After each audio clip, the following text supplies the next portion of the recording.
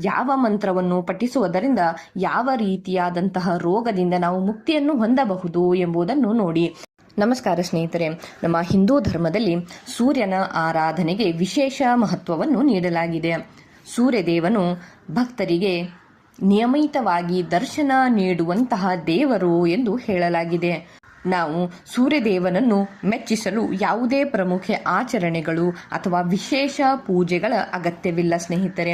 ಸೂರ್ಯದೇವನನ್ನು ಕೇವಲ ನೀರು ಮತ್ತು ಅವನ ಮಂತ್ರಗಳನ್ನು ಪಠಿಸುವುದರಿಂದ ಮಾತ್ರ ನಾವು ಸೂರ್ಯದೇವನನ್ನು ಮೆಚ್ಚಿಸಬಹುದು. ಸೂರ್ಯದೇವನ ಆಶೀರ್ವಾದದಿಂದ ಓರ್ವ ವ್ಯಕ್ತಿಯ ಸಮಾಜದಲ್ಲಿ ಸಾಕಷ್ಟು ಕೀರ್ತಿ ಗೌರವವನ್ನು ಪಡೆದುಕೊಳ್ಳುತ್ತಾನೆ ಎಂದು ಹೇಳಲಾಗಿದೆ.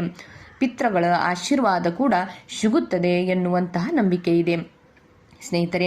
ಹಾಗಾದರೆ ನಾವು ಸೂರ್ಯದೇವನ 12 ಮಂತ್ರಗಳಲ್ಲಿ ಯಾವ ಮಂತ್ರವನ್ನು ಪಠಿಸುವುದರಿಂದ ನಮ್ಮ ಜೀವನದಲ್ಲಿ ಯಾವ ಬದಲಾವಣೆಗಳು ಆಗುತ್ತವೆ ಎಂಬುದನ್ನು ಈ ವಿಡಿಯೋದಲ್ಲಿ ಹೇಳಲಿದ್ದೇನೆ ಸ್ನೇಹಿತರೆ. ಇಂಥದ್ದೇ ಮಾಹಿತಿಗಳಿಗಾಗಿ ನನ್ನ ಈ ಚಾನೆಲ್ನ ಸಬ್ಸ್ಕ್ರೈಬ್ ಮಾಡಿಕೊಳ್ಳಿ ಹಾಗೂ ಒಂದು ಲೈಕ್ ಕೂಡ ಮಾಡಿ ಸ್ನೇಹಿತರೆ.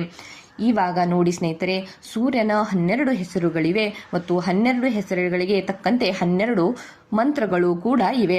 ಅದರಲ್ಲಿ ಯಾವ ಮಂತ್ರವನ್ನು ಪಠಿಸುವುದರಿಂದ ಯಾವ ರೀತಿಯಾದಂತಹ ರೋಗದಿಂದ ನಾವು ಮುಕ್ತಿಯನ್ನು ಹೊಂದಬಹುದು ಎಂಬುದನ್ನು ನೋಡಿ ಸ್ನೇಹಿತರೆ.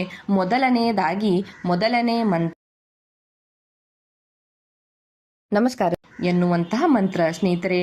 ಸೂರ್ಯದೇವನ ಈ ಮಂತ್ರವನ್ನು ಪಠಿಸುವುದರಿಂದ ಉತ್ತಮ ಆರೋಗ್ಯ ಮತ್ತು ಕೆಲಸ ಮಾಡುವ ಸಾಮರ್ಥ್ಯವನ್ನು ನಾವು ಪಡೆದುಕೊಳ್ಳಬಹುದು ಎಂದು ಹೇಳಲಾಗಿದೆ.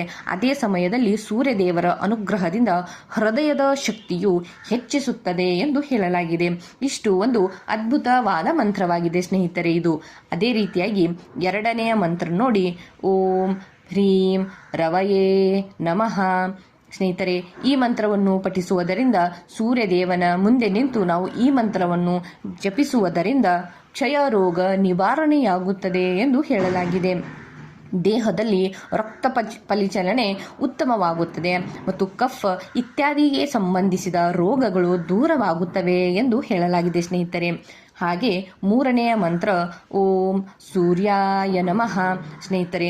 ಈ ಸೂರ್ಯದೇವನ ಈ ಮಂತ್ರವನ್ನು ಪಠಿಸುವುದರಿಂದ ಮಾನಸಿಕ ಶಾಂತಿ ಸಿಗುತ್ತದೆ. ಅದೇ ಸಮಯದಲ್ಲಿ ನಮ್ಮ ಜ್ಞಾನವು ಕೂಡ ಹೆಚ್ಚಾಗುತ್ತದೆ ಎಂದು ಹೇಳಲಾಗಿದೆ.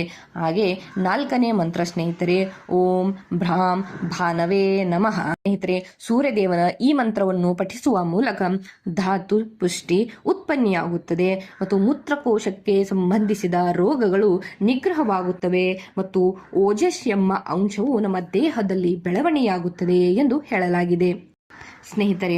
5ನೇ ಮಂತ್ರ ಓಂ ಭ್ರಾಂ ಖಗಾಯ ನಮಃ ಸ್ನೇಹಿತರೆ. ಈ ಮಂತ್ರವನ್ನು ಪಠಿಸುವುದರಿಂದ ಬುದ್ಧಿಶಕ್ತಿ ವೃದ್ಧಿಯಾಗುತ್ತದೆ ಮತ್ತು ದೇಹದ ಬಲವು ಹೆಚ್ಚಾಗುತ್ತದೆ.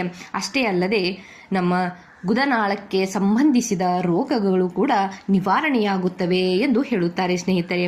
ಅದೇ ರೀತಿಯಾಗಿ 6ನೇದು ಓಂ ಭ್ರೈಂ ಪೋಷಣೆ ನಮಃ.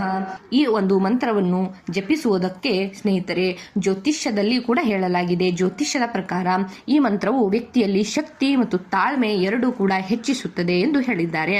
ಮತ್ತು ಭಗವಾನ್ ಸೂರ್ಯದೇವನ ಕೃಪೆಯಿಂದ ಮನುಷ್ಯನ ಮನಸ್ಸು ಧಾರ್ಮಿಕ ವಿಷಯಗಳಲ್ಲಿ ತೊಡಗಿಕೊಳ್ಳುತ್ತದೆ ಎಂದು ಹೇಳಲಾಗಿದೆ ಸ್ನೇಹಿತರೆ. ಹಾಗೆ 7ನೇದು ನೋಡಿ, ಓಂ ಹಿರಣ್ಯ ಗರ್ಭಾಯ ನಮಃ ಸ್ನೇಹಿತರೆ. ಸೂರ್ಯದೇವನ ಈ ಮಂತ್ರವನ್ನು ಪಠಿಸುವುದರಿಂದ ಒಬ್ಬ ವ್ಯಕ್ತಿಯು ಅನೇಕ ವಿಷಯಗಳ ಜ್ಞಾನವನ್ನು ಪಡೆದುಕೊಳ್ಳುತ್ತಾನೆ. ಈ ಮಂತ್ರವು ವಿದ್ಯಾರ್ಥಿಗಳಿಗೆ ವಿಶೇಷವಾಗಿ ಪ್ರಯೋಜನಕಾರಿಯಾಗಿದೆ ಎಂದು ಹೇಳಲಾಗಿದೆ. ಈ ಮಂತ್ರವನ್ನು ಜಪಿಸುವುದರಿಂದ ದೈಹಿಕ, ಬೌದ್ಧಿಕ ಮತ್ತು ಮಾನಸಿಕ ಶಕ್ತಿಯಲ್ಲಿ ಬೆಳವಣಿಗೆಯಾಗುತ್ತದೆ ಎಂದು ಹೇಳಿದ್ದಾರೆ ಸ್ನೇಹಿತರೆ. 8ನೇದು ಓಂ ಮರೀಚೇಯ ನಮಃ. ಹೀಗೆ ಇದರಿಂದ ಈ ಮಂತ್ರವನ್ನು ನಾವು ಪಠಿಸುವುದರಿಂದ ಮನುಷ್ಯನ ರೋಗಗಳು ಇತ್ಯಾದಿಗಳಿಂದ ನಾವು ಹೊರಬರಬಹುದು ಮತ್ತು ಆರೋಗ್ಯವು ಉತ್ತಮವಾಗಿರುತ್ತದೆ ಮತ್ತು ದೇಹದ ಆರೋಗ್ಯವು ನಮ್ಮ ದೇಹದಲ್ಲಿ ಇರುವಂತಹ ಎಲ್ಲ ಅನಾರೋಗ್ಯವು ಕರಗಿ ಹೋಗುತ್ತದೆ ಎನ್ನುವಂತಹ ನಂಬಿಕೆ ಇದೆ ಸ್ನೇಹಿತರೆ. ಅದೇ ರೀತಿಯಾಗಿ 8ನೇದು ಬರುವುದು ಓಂ ಆದಿತ್ಯಾಯ ನಮಃ ಸ್ನೇಹಿತರೆ. ಈ ಮಂತ್ರವು ಇತರ ಜನರ ಮೇಲೆ ಮನುಷ್ಯನ ಪ್ರಭಾವವನ್ನು ಹೆಚ್ಚಿಸುತ್ತದೆ ಮತ್ತು ಬುದ್ಧಿಶಕ್ತಿಯು ಕೂಡ ಹೆಚ್ಚು ಮಾಡುತ್ತದೆ ಮತ್ತು ಆರ್ಥಿಕ ಪ್ರಗತಿಯ ಸಾಧಿಸುವಂತೆ ನಮ್ಮನ್ನು ಈ ಮಂತ್ರವು ಪ್ರೋತ್ಸಾಹಿಸುತ್ತದೆ ಎಂದು ಹೇಳಿದ್ದಾರೆ ಸ್ನೇಹಿತರೆ. ಅದಾದ ನಂತರ 9ನೇ ಮಂತ್ರ ಬರುವುದು ಸ್ನೇಹಿತರೆ ಓಂ ಸವಿತ್ರೇಯ ನಮಃ. ಇದು ಮನುಷ್ಯನ ಯಶಸ್ಸನ್ನು ಹೆಚ್ಚಿಸುತ್ತದೆ. ಸೂರ್ಯದೇವನ ಕೃಪ ಲಭಿಸಿ ಅದರ ಬೌದ್ಧಿಕ ಬೆಳವಣಿಗೆ ಆಗುತ್ತದೆ. ಅಷ್ಟೇ ಅಲ್ಲದೆ ಆತನ ಕಲ್ಪನಾ ಶಕ್ತಿಯು ಕೂಡ ಹೆಚ್ಚಿಸುತ್ತದೆ ಎಂದು ಹೇಳಿದ್ದಾರೆ. ಅದಾದ ನಂತರ ಬರುವುದು ಓಂ ಅರ್ಕಾಯ ನಮಃ. ಸ್ನೇಹಿತರೆ, ಸೂರ್ಯದೇವನ ಈ ಮಂತ್ರವನ್ನು ಪಠಿಸುವುದರಿಂದ ಮನಸ್ಸು ಬಲಗೊಳ್ಳುತ್ತದೆ. ಜೀವನದ ಎಲ್ಲಾ ಸಮಸ್ಯೆಗಳು ದೂರವಾಗುತ್ತವೆ. ವೇದಗಳ ರಹಸ್ಯಗಳನ್ನು ನಾವು ಮತ್ತು ವಿವಿಧ ಗ್ರಂಥಗಳ ರಹಸ್ಯವನ್ನು ತಿಳಿದುಕೊಳ್ಳಲು ನಾವು ಈ ಮಂತ್ರವನ್ನು ಪಠಿಸುವುದರಿಂದ ನಮ್ಮ ಮನಸ್ಸಲ್ಲಿ ಉತ್ಸಾಹ ಶಕ್ತಿಯು ಹೆಚ್ಚಾಗುತ್ತದೆ ಎಂದು ಹೇಳಿದ್ದಾರೆ ಸ್ನೇಹಿತರೆ. ಅದಾದ ನಂತರ ಬರುವುದು 12ನೇ ಮಂತ್ರ ಓಂ ಭಾಸ್ಕರಾಯ ನಮಃ. ಸ್ನೇಹಿತರೆ, ಈ ಮಂತ್ರವನ್ನು ಪಠಿಸುವುದರಿಂದ ದೇಹದಲ್ಲಿ ಬಾಹ್ಯ ಮತ್ತು ಅಂತರ ಸ್ವಚ್ಛತೆ ಉಂಟಾಗುತ್ತದೆ.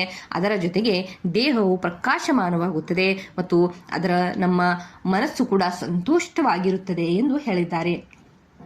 ಸ್ನೇಹಿತರೆ, ನಾವು ದಿನಾಲು ಸೂರ್ಯನಿಗೆ ಅರ್ಘ್ಯವನ್ನು ಅರ್ಪಿಸಬೇಕು. ದಿನಾಲು ಆಗಲಿಲ್ಲ ಅಂದರೂ ಕೂಡ ನಾವು ಭಾನುವಾರದಂದು ಅವಶ್ಯವಾಗಿ ಸೂರ್ಯನಿಗೆ ಅರ್ಘ್ಯವನ್ನು ಅರ್ಪಿಸಬೇಕು. ಸ್ನೇಹಿತರೆ, ಈ ಅಭ್ಯಾಸವನ್ನು ನಾವು ನಮ್ಮ ಮನೆಯ ಹಿರಿಯರಿಗೆ ಅಥವಾ ಮನೆಯಲ್ಲಿ ಶಾಲಾ ಕಾಲೇಜುಗಳಿಗೆ ಹೋಗುವಂತಹ ನಮ್ಮ ಮಕ್ಕಳಿಗೆ ಈ ಅಭ್ಯಾಸವನ್ನು ನಾವು ಹಚ್ಚಿಕೊಡಬೇಕು. ಸ್ನೇಹಿತರೆ, ಸೂರ್ಯನ 12 ಮಂತ್ರಗಳು ಮತ್ತು ಸೂರ್ಯನ 12 ಹೆಸರುಗಳನ್ನು ನಾವು ಮಕ್ಕಳಿಗೆ ಪಠಿಸಲು ಹೇಳಬೇಕು. ಸ್ನೇಹಿತರೆ, ಇದು ಒಂದು ಅತ್ಯಂತ ಒಳ್ಳೆಯ ಮಾಹಿತಿ ಮತ್ತು ಇದು ಅತ್ಯಂತ ಉಪಯುಕ್ತವಾದಂತಹ ಒಂದು ಪರಿಹಾರ. ಮಾಹಿತಿ ಹೇಗಿತ್ತು ಎಂಬುದನ್ನು ಕಮೆಂಟ್ ಮಾಡಿ ತಿಳಿಸಿ ಹಾಗೂ ಸಬ್ಸ್ಕ್ರೈಬ್ ಮಾಡಿಕೊಳ್ಳಿ ಸ್ನೇಹಿತರೆ, ಹಾಗೂ ಒಂದು ಲೈಕ್ ಕೂಡ ಮಾಡಿ. ಧನ್ಯವಾದ.